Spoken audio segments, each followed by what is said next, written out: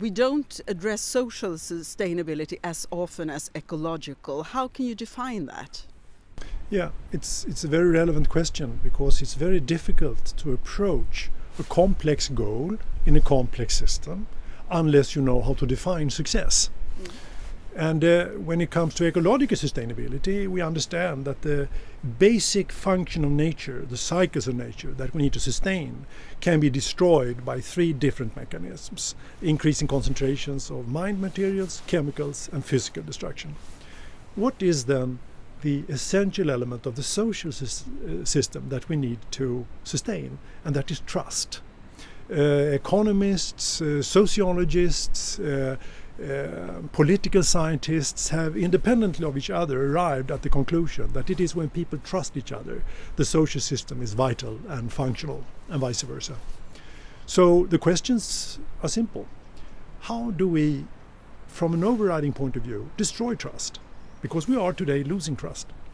And the answer from myriad literature studies is that we are ruining trust between people through power structures that don't come across as helpful to us. The power structures are there for themselves, to enrich those who are already rich, and so forth and so on, not at service of the rest of us.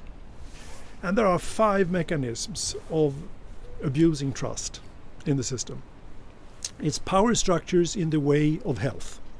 When people in general don't feel that the power structures around them safeguard their individual health, for instance by working conditions that are dangerous, or wages that are too far apart so that those at the bottom of the pyramid have difficulties to live healthy lives out of constrained resources.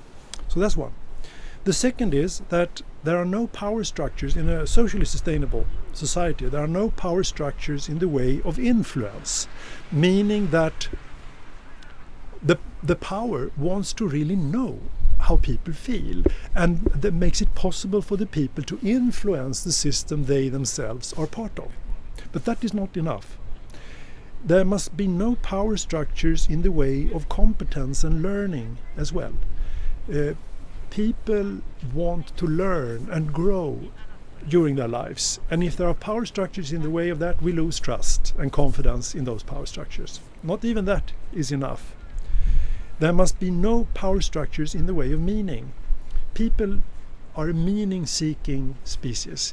We want to, not the least, create meaning together with others, so that we are part of a community where we live a story. There's a sort of story of meaning that makes us want to stay in this community. If the power structures are in the way of that, so that we feel meaningless in the situation we are in, then trust erodes. Not even that is enough. Those 4 principles are extremely important, but not only concerning a few persons. For instance, people, males already having lived their 60th birthday or something like that, though this is an extremely important group. We need to have no power structures in the way of impartiality. We must have similar conditions for females and males and different ages, and people from different belief systems should all be respected, because that creates diversity. And when a social system, complying with the 4 first principles, also comply with this impartiality principle, we become powerful together. We make use of all the different skills and competencies and capacities around us. Those 5 together are needed to be fulfilled. And we have shown in real-life practices that organizations can ask themselves, do we have any power structures in the way of health, influence, competence, meaning, impartiality? And it is just amazing to see that they can actually respond. They can come up with ideas for how they are violating those principles, including ideas how they could improve. So those principles lend themselves very well also for workshops, facilitated workshops, and making people identify problems, solutions, define indicators by which they can monitor that they're actually approaching social sustainability. This will all be published in a doctoral dissertation this year, which I have been